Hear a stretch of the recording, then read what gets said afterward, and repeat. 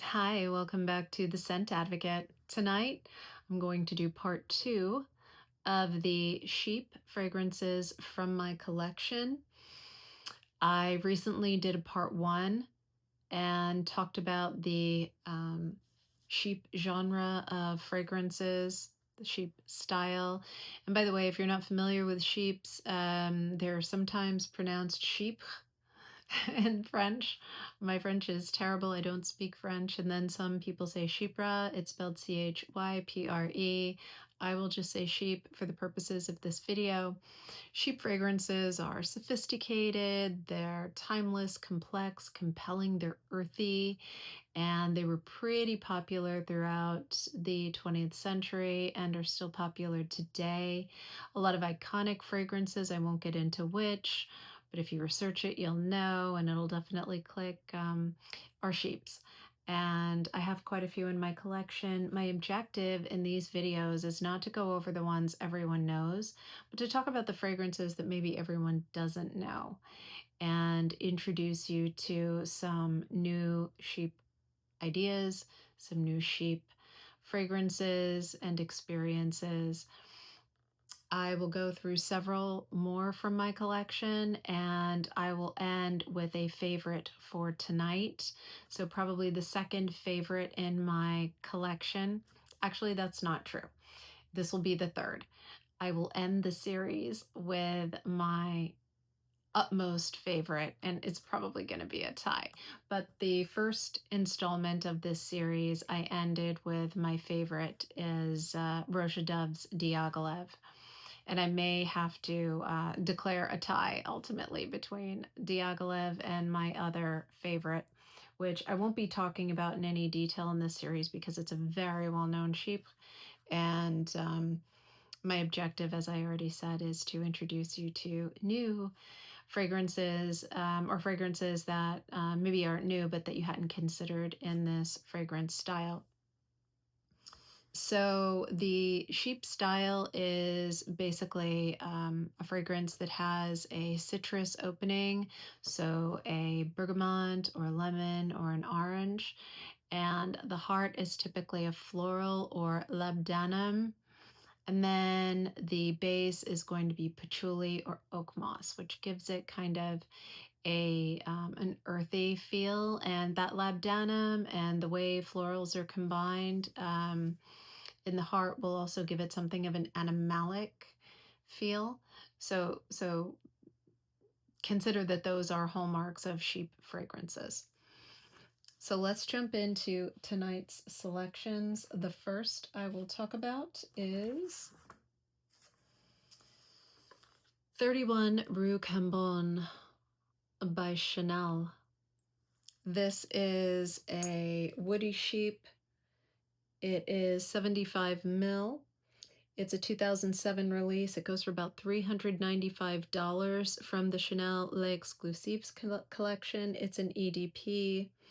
And this fragrance is named after Chanel's flagship boutique in France. This is actually an address.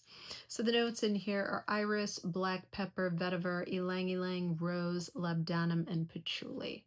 This woody sheep makes me think of, an antique, impeccable classic. It is, oh my God, it's so wonderful. It's rose, jasmine, and a hint of cumin meet oak moss. It's quintessentially feminine with a hint of humble glamour. This makes me think of a movie called The Lover, and I'll put more information about it in the notes or the description. And there's a scene where the female lead is standing on a boat and they're crossing a river, and she's young and she's vibrant, and there's a man admiring her from afar, and she's just standing there. She's very humbly dressed, but she has this lip gloss on, and this lip gloss is absolutely stunning, and it makes her glamorous despite the fact that she has, a very humble outfit on, very kind of old, maybe secondhand shoes, but they were once nice for someone else. And she's got a hat on, but the hat's a little tattered. But she's got this gorgeous red lip gloss on, and it makes her stunning. Stunning in the sunlight, stunning and sparkling like the river. And she's perfection. And she smells like this. 31 Rue Cambon by Chanel. Next, we have Noir de Noir by Tom Ford. Let's see if we can get that a little better. There we go. Okay, this 50 ml Eau de Parfum is a 2007 release. It's $300 approximately if you wanted to buy it. This is saffron, rose, truffle, flowers, patchouli, vanilla, agarwood, and oak moss. So it's got both patchouli and oak moss in here. This fragrance is kind of a resinous sheep to me. It's got a dark depth, a richness to it, kind of a cold weather fragrance. It's got a charm, almost a sparkle, like something that only comes out on holidays. It's special, it's more formal. The person who wears this knows who they are.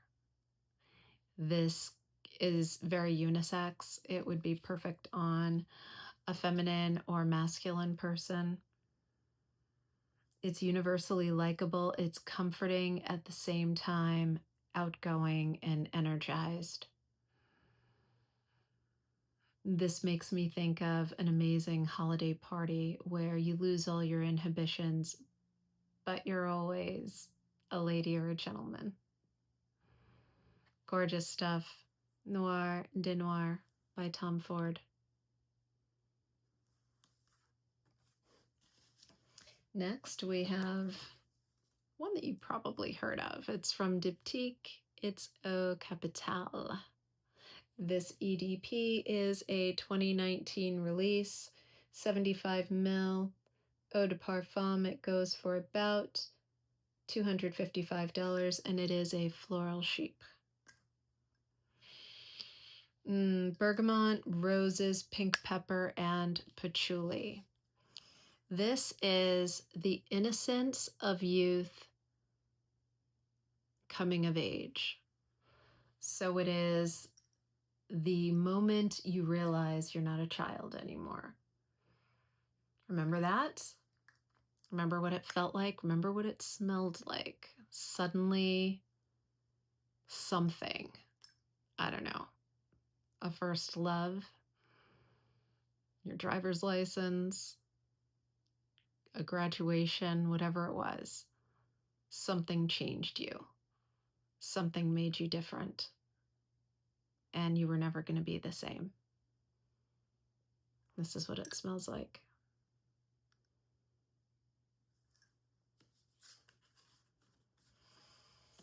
Next, we have from Francesca Bianchi, Etruscan water. This is a 30 ml extract. Goes for about $145.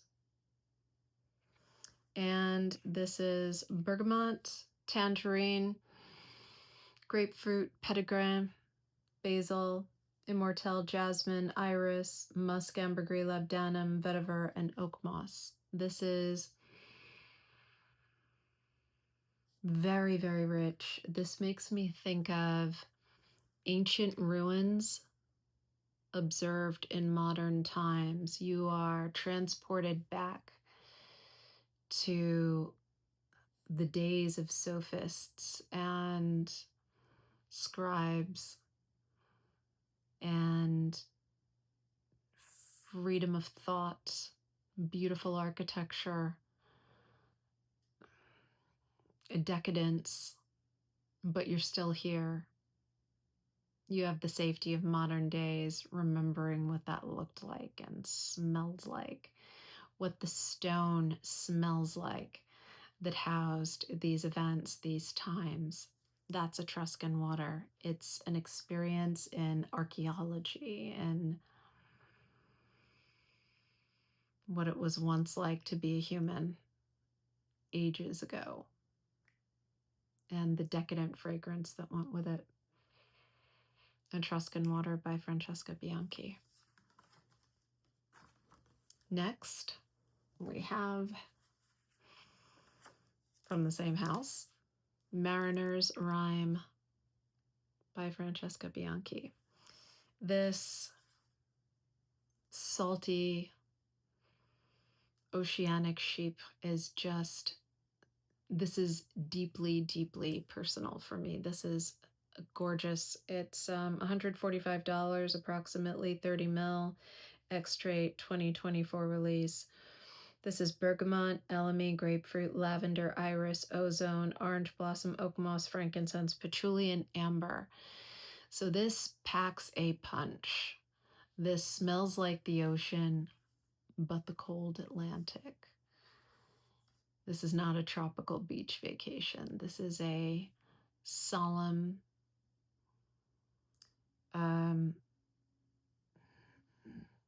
contemplative sailor on a stormy, dark sea, thinking about life.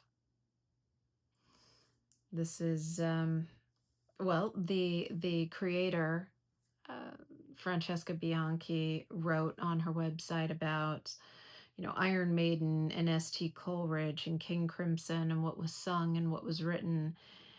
But I think it's softer and more relatable than, music or classic writing. I think this is about mortality. I think of a song too, but it's not Iron Maiden. It's by Sturgill Simpson, and it's called Breaker's Roar. Have you heard it? To me, if a song had to be assigned to this fragrance, that's what it would be. It's the cold reality of the Atlantic, the amorphous hope for something beyond the visual. It's something else just beyond reach, but definitely promised. And that's what this smells like. The Mariner's Rhyme by Francesca Bianchi. You have to listen to that song if you haven't heard it. Do yourself a favor, spray it on a tester, and then play it. That's lovely. So can you guess what tonight's favorite is from this episode, I guess, of Sheeps from my collection, from this installment of Sheeps from my collection? The last, just as a reminder, was Diaghilev by Roja. This one is equally big. Ready? Salome by Papillon. There we go. All right, this one.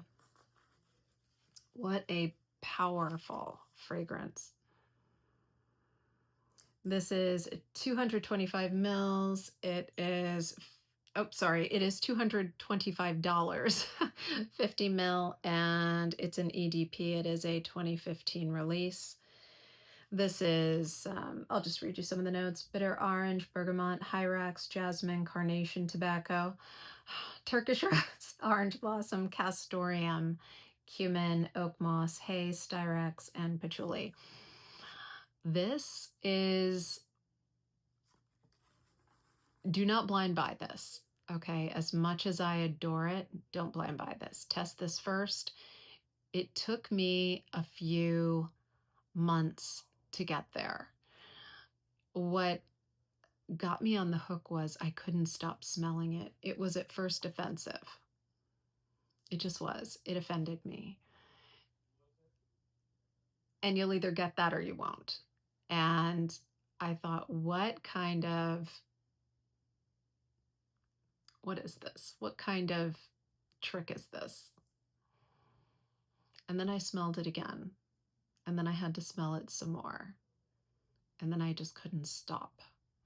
I feel like I'm talking about some illicit drug, but it's just a perfume. And then I grew to love it. And then I had to have it. This is, for me, I think of a hopeless romantic who misses a lover.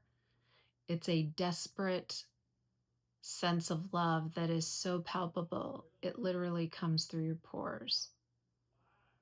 It is an expression of love that is so deep. It comes through your pores and the other person's pores. This is a human experience in a bottle. And I think I said something similar about Diaghilev. It is emotion in liquid form, but it is a lust, a tender lust in a bottle. Desperate, inconsolable, compelling. And all that that felt like, if you could bottle it in its most raw form, its most stripped down, desperately humble human form. That is Salome. That's it. I don't know. Do you understand what I'm saying? Let me know in the comments. So are you surprised? Did you think that's what tonight's favorite would be? Do you think I missed the boat on some? Do you think I captured them wrong? Are you getting something else? Do be kind, but let me know in the comments. You're all always wonderful, and thank you so much for all the wonderful comments you leave me and for your kind support. And hey, if you're not yet a subscriber, please consider subscribing to the channel. I'm not usually this serious. I love to have fun with fragrance, but if you're new here, Chypres are very, very special to me, and I just find myself being a little more serious talking about them. So give me a thumbs up if you like the video, and I'll see you in the next one. Bye.